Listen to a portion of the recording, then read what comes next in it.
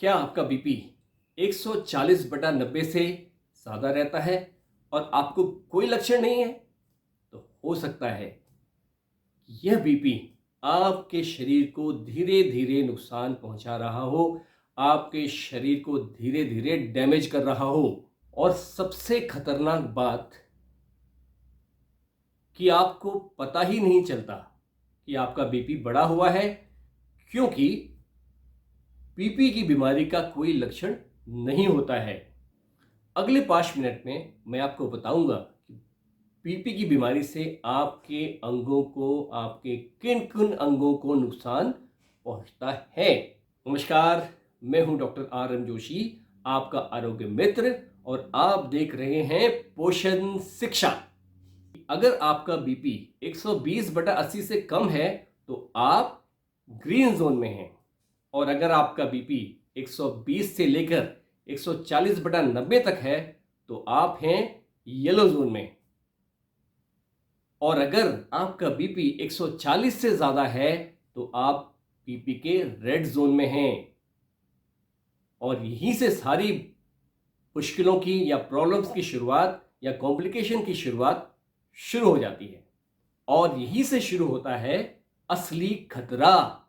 मेरे एक मित्र, जिनकी उम्र करीब 45 साल थी, एक दिन अचानक वो अपने ऑफिस में बेहोश हो गए।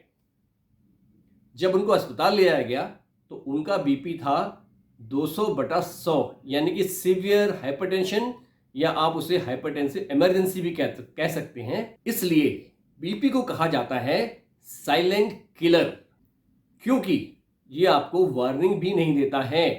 अब समझते हैं कि बीपी धीरे धीरे दीमक की तरह कैसे आपके शरीर को डैमेज करता है, कैसे आपके शरीर को नुकसान करता है। सबसे पहले असर पड़ता है हृदय पर या दिल पर या हार्ट पे।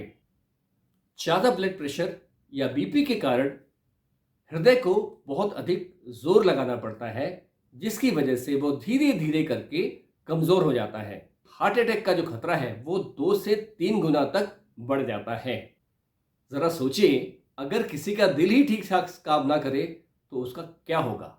हाई बीपी दिमाग की खून की नलियों पे भी बहुत बुरा असर करता है, और इसकी वजह से स्ट्रोक यानी कि लकवा या फालिज पड़ने का खतरा बहुत ज़्यादा बढ़ जाता है। हर दूसरे स्ट्रोक या लकवा पड़ने की जो घटना है उसका कारण जो है वो हाई बीपी ही होता है।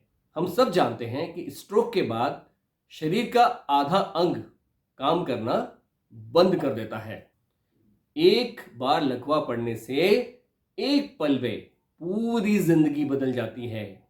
दिमाग की खून की जो नसें हैं उनको नुकसान होने के कारण बाद में बुढ़ापा यानी कि 60 साल की उम्र के बाद डिमेंशिया का खतरा बहुत अधिक बढ़ जाता है।